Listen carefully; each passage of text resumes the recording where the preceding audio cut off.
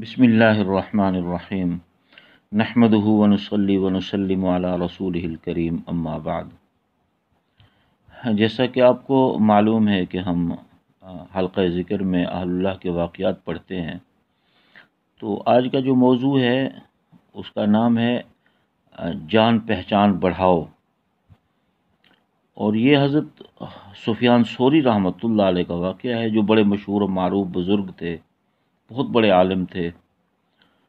تو ایک مرتبہ وہ بیٹھے ہوئے تھے اپنے عقیدت مندوں کی مجلس کے اندر، تو ان کو کچھ نصیحتیں ارشاد فرما رہے تھے۔ لوگوں کا ایک ہجوم تھا اور جو بڑی توجہ سے حضرت کی باتیں سن رہا تھا، تو آپ نے فرمایا کہ اقلل من معرفت الناس، اقلل من معرفت الناس، کہ لوگوں سے جان پہچان کم رکھا کرو، یہ حضرت نے ارشاد فرمایا۔ تو لوگ سوچنے لگے کہ آپ کیا فرما رہے ہیں۔ کچھ توجہ والے تھے، وہ سمجھ بھی رہے تھے، یعنی جو حضرت کا مزاج سمجھتے تھے وہ سمجھ رہے تھے کہ حضرت کیا کہنا چاہتے ہیں، اور لیکن اکثریت جو تھی اس کو سمجھ نہیں آ رہی تھی۔ پھر تھوڑی دیر کے بعد حضرت نے سر اٹھایا اور فرمایا کہ اکثر من معرفت الناس، کہ لوگوں سے جان پہچان خوب بڑھاؤ۔ تو اس بار بھی کچھ لوگ ایسے تھے جو حضرت کی بات توجہ سے سن رہے تھے اور وہ سمجھ بھی رہے تھے کہ حضرت کیا کہنا چاہتے ہیں۔ تو اکثر لوگ جو ہے وہ سوچ میں پڑ گئے کہ حضرت کا مقصد کیا ہے کہنے کا۔ تو اسی اثناء میں مجمع میں سے ایک شخص کھڑا ہوا، وہ کہنے لگا کہ حضرت ان ارشادات سے کیا مراد ہے آپ کی؟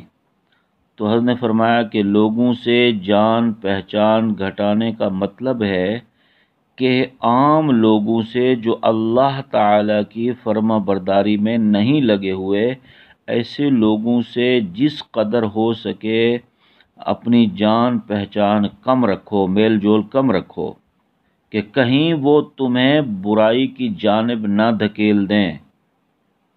اور پھر فرمایا کہ جان پہچان بڑھانے کا مطلب یہ ہے کہ نیک لوگوں سے، اللہ والوں سے، اہل اللہ سے اپنی جان پہچان بڑھاؤ، ان کے پاس آنا جانا زیادہ کر دو تاکہ وہ تمہیں اللہ کا راستہ دکھائیں۔ اور اگر دیکھا جائے تو یہ حضرت کا جو حکم ہے، یہ قرآنی آیت جو ہے یا ایھا الذین آمنوا اتقوا اللہ وکونوا مع الصادقین، اس کو حضرت نے مد نظر رکھتے ہوئے یہ حکم ارشاد فرمایا کہ تم جو ہے اہل اللہ کی مجلس میں جایا کرو، ان سے اپنی جان پہچان زیادہ بڑھاؤ تاکہ وہ تمہیں سیدھے راستے کی طرف تمہاری رہنمائی کر سکیں۔ تو حضرت کا یہ مطلب تھا کہنے کا۔ تو اللہ والوں کی جو باتیں ہوتی ہیں ان میں بڑی حکمتیں پوشیدہ ہوتی ہیں۔ اللہ تعالی ہمیں سمجھ کی توفیق عطا فرمائے۔ اب تھوڑی دیر کے لیے مراقب ہو جائیں۔ جزاکم اللہ۔